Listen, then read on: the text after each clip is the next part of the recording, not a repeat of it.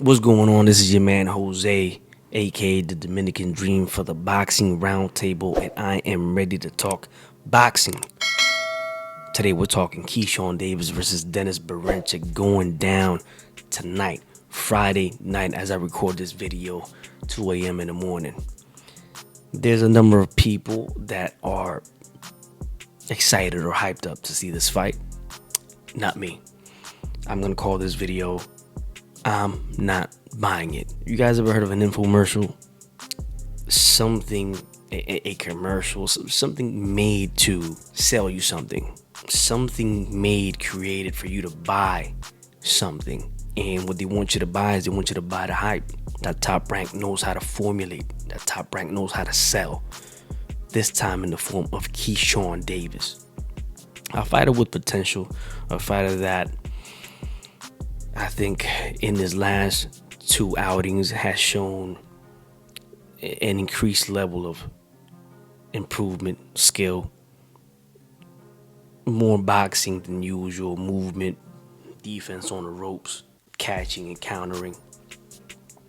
But a fighter that who's still in the early stages of development, right? And for a fighter to be in the early stages of development with only 12 or so fights, to be in the conversation or putting himself in the conversation, and not a person with an extensive amateur background, although he did have an amateur background and was an Olympian, but he doesn't have an extensive amateur background. He's not like one of these Cubans, one of these Ukrainians or East Europeans that have 200, 300, 400 amateur fights. He's not one of those guys. He's a guy that's still learning, and you can tell he's still very mechanical in there. He leaves himself open very much. I'm talking strictly boxing. I'm talking about the ins and outs of what's going on in that ring. Now he's fighting a guy who is a world champion. Unfortunately, these days anybody can be a world champion. He's fighting Dennis Berynchyk, a smaller, weak, made-to-order champion. Before y'all go crazy, oh, he beat Navarrete. I understand. He struggled with Navarrete. He beat Navarrete in a kind of back and forth fight.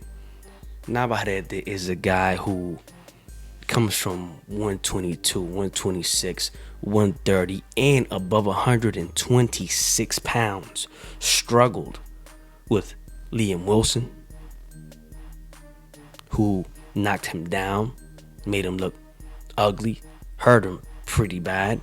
And, some thought, a friend of mine that was there thought that the fight was over at that point. Navarrete, being who he is, came back, fought back, and stopped the less experienced Australian in Wilson. He fights the Brazilian Robson Conceição. Conceição, tricky fighter, good boxer, not a lot of power, makes him look ugly as well. A fight that many thought, or a good number of people thought Conceição won. It wound up being a draw, majority draw. This is the work that Navarrete is doing above 126 pounds. This is at 130 pounds, both the Wilson and Conceição fights. Then he moves up yet again to challenge for a world title.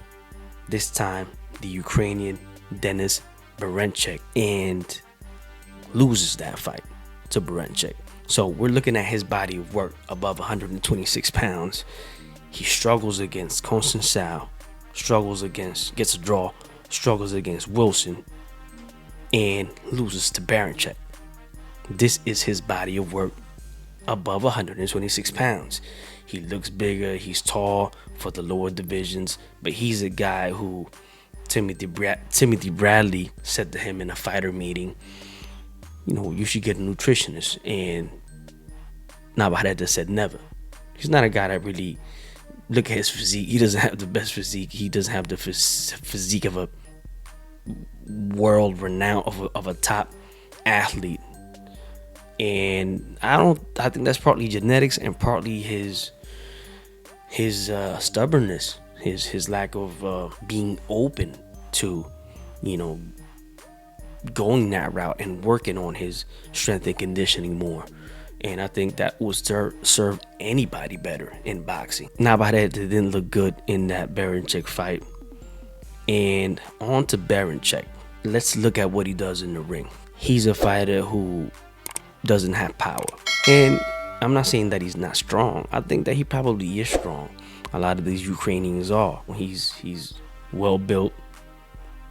But I think part of the reason that he doesn't punch is because he has bad to non-existent punching technique. When you watch his fights and you watch this man fight, he's throwing arm punches. He's pushing his punches. He's throwing with very bad technique. He's not, putting his weight behind his punches, right? He's not doing that. He's doing this. And then when he throws his right hand, he doesn't even hit you with this part of the glove, with the knuckle part. He actually hits you with the bottom, almost like a rabbit punch, except it's not behind the head. You guys will see it here on the clip that I'm gonna provide. He has very, very bad technique. On top of that, he switches stances sometimes anywhere from 15 to 30 seconds or 30 to 60 seconds. He switches stances, not gracefully, awkwardly, not like other fighters have done in the past, not like Marvin Hagler did it, perhaps maybe not like Crawford does it, who's of late one of the most known to do that and not pay for it necessarily. A lot of other fighters pay for that. I think Berynchyk is a fighter that could definitely pay for that, fighting at a high level. So when you look at Beryncyk's body of work, who has he really beat? The only notable name is Navarrete, and he didn't wipe him out. And it was a guy that was coming up in weight and had already looked bad even at 130, and then moved up to 135. So this fight is made to make KEYSHAWN Davis take his next step to superstardom. I believe that the fight will go this way. I think that KEYSHAWN, being the much naturally bigger man, as you can see, he's a big boy for 135 pounds and definitely much bigger than Berynchyk. That was evident at the press conference. That was evident, very evident today at the weigh-in. He's a big boy. He's still 25 years old. He'll definitely end up at 40, 47, maybe even 54. He has the frame. I think that KEYSHAWN Davis might have some trouble with the movement of Berynchyk, who he does have decent movement, apart from taking away his awkwardness when he changes his stances, which can be, again, very dangerous. You can get caught in between that, just like Espinoza got caught against Rubesi when he got knocked down and almost knocked out in their first fight. He got caught, messing with his feet, switching stances. You can't do that in front of everybody. Every boxer cannot get away with that. Look, as we all know, styles make fights. I think this style, this opponent, this body in front of Berynchyk, this much bigger, stronger, younger body. Beryncyk's 36, 37 years old. KEYSHAWN is 25 years old. He's stronger, he's bigger, he's taller. He has a lot of advantages, physically and age-wise, and power. I think that KEYSHAWN might struggle with the movement a little bit, but eventually I see him turning the heat up and possibly stopping Berynchyk in the mid rounds. And then everybody's going to go crazy. He stopped Berynchyk, undefeated. He beat Navarrete. Styles make fights. Top Rank knows this. Top Rank knows that that's the reason they're putting him in there with a champion. Had that belt belonged to, Edwin de los Santos, I'm sure that Top Rank would not have moved so swiftly into putting KEYSHAWN Davis in there at this juncture in his career against that caliber of a fighter. The Top Rank knows what they're doing, man. This is what they do. They sell, they hype, they inflate fighters. They inflate. And the reason that I say KEYSHAWN is inflated is because, again, people are saying, oh, I'm going to give him credit for calling out the big names. He's willing to fight anybody. Bullshit.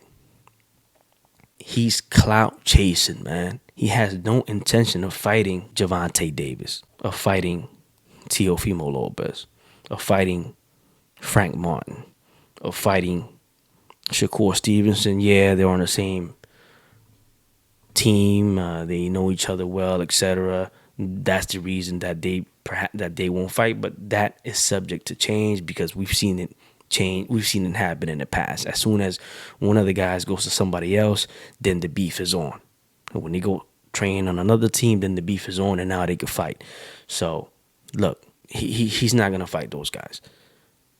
At least right now. Can he compete against those guys in the future? Perhaps, but put him in there against Gervonta Davis is comical at this point, and is something that is a Canelo Crawford kind of situation. It's something that the casuals will bite into, and that's what this fight is. This is a commercial for the casuals to gobble up the hype, to gobble up the KEYSHAWN Davis hype, and then want to match him, want to see him in the ring with Gervonta Davis.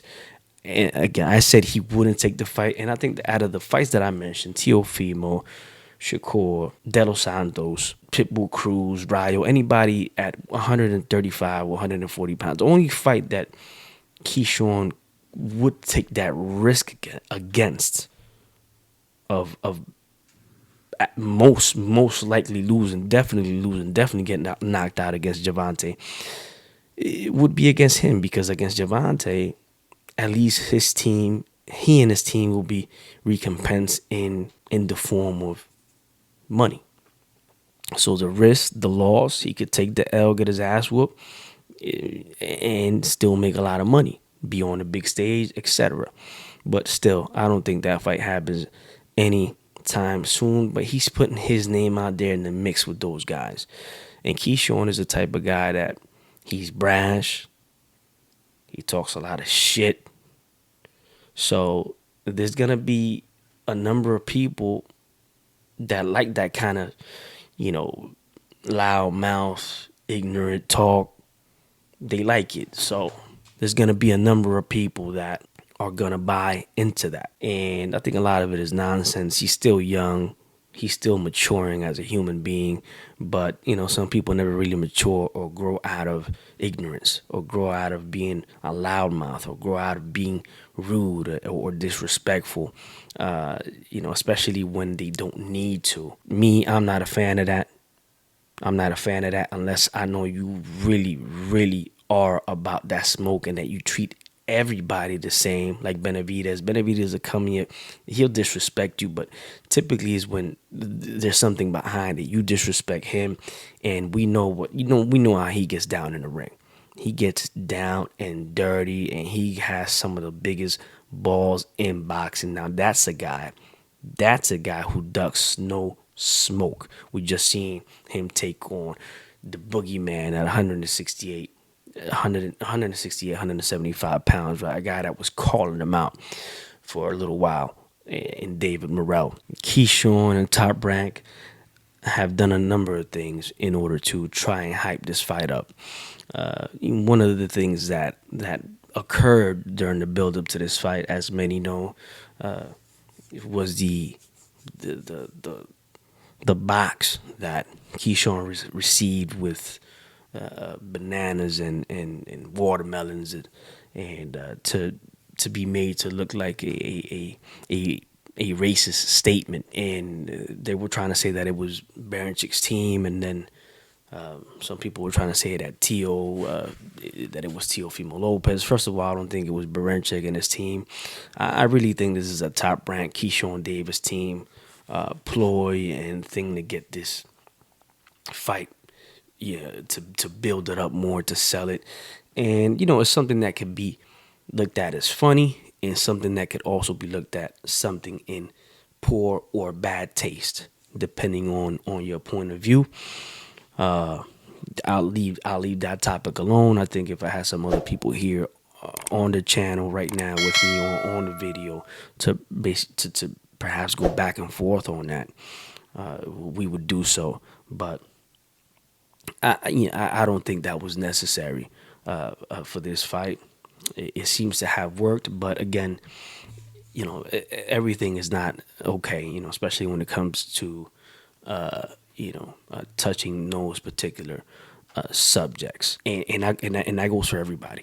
There's a lot of I hear a lot of people crying when stuff is done to them, but when they do it to other ethnicities and races, it's okay. When they tell people that they're gonna smack the burrito and taco out of him, then no one cries. But when it's done to someone else who's white or African American, then it's so Latinos, we don't really cry that much when something like that happens. When a fighter does that, we've seen fighters come in mocking the colors of Mexico, and no, they're not showing respect. It's not to show respect.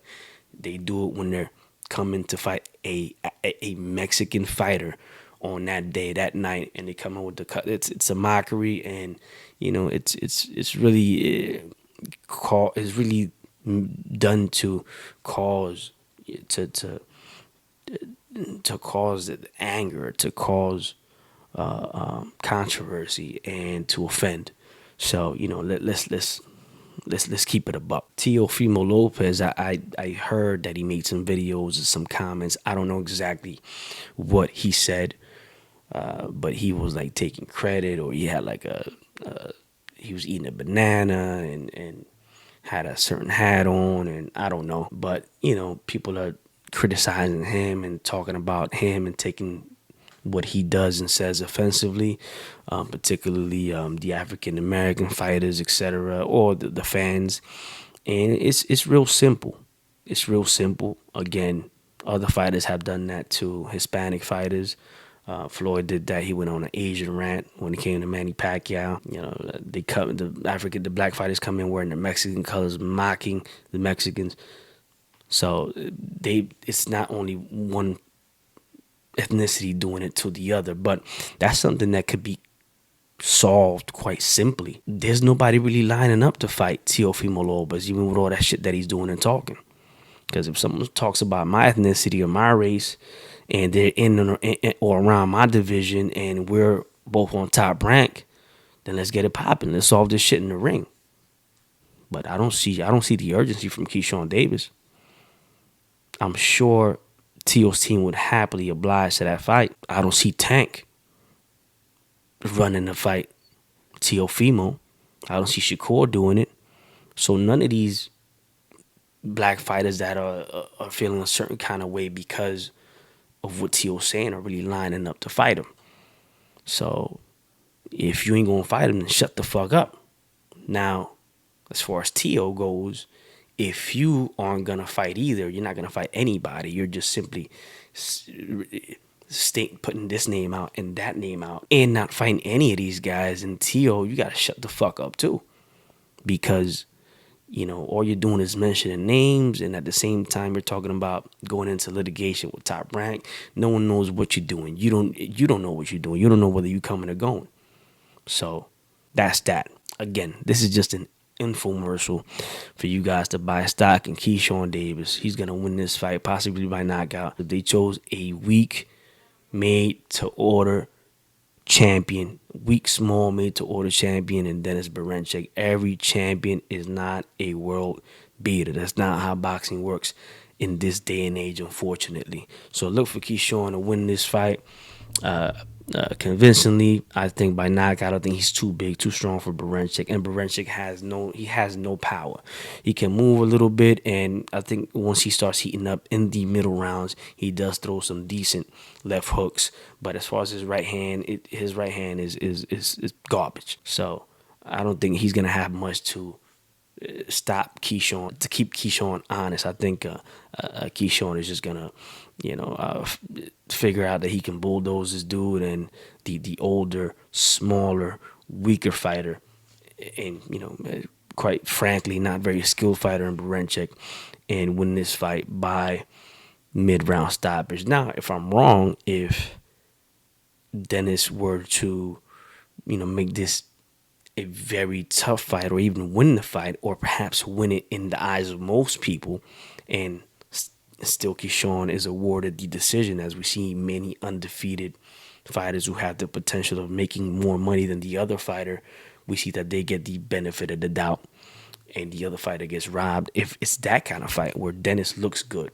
or wins unofficially, then KEYSHAWN is even a worse fighter than I thought. He's really a scrub if he is not able to look good or to beat Berynchyk, the smaller, weaker, and awkward fighter. Again, the good things that he does is that he moves around well when he's not switching stances, and he's in good shape. There was a decent left hook in the mid rounds when he heats up. Other than that, pushes his punches, very bad technique or non-existent. When it comes to throwing his punches, particularly the right hand, I expect KEYSHAWN, as his promoters do, to win this fight and to hype himself up even more. But don't believe the hype. Don't buy into the hype yet. We'll see when KEYSHAWN fights bigger, better, higher quality opponents. Anyway, let me know what y'all think. Share, like, and subscribe. This is Jose, the Dominican Dream, for the Boxing Roundtable.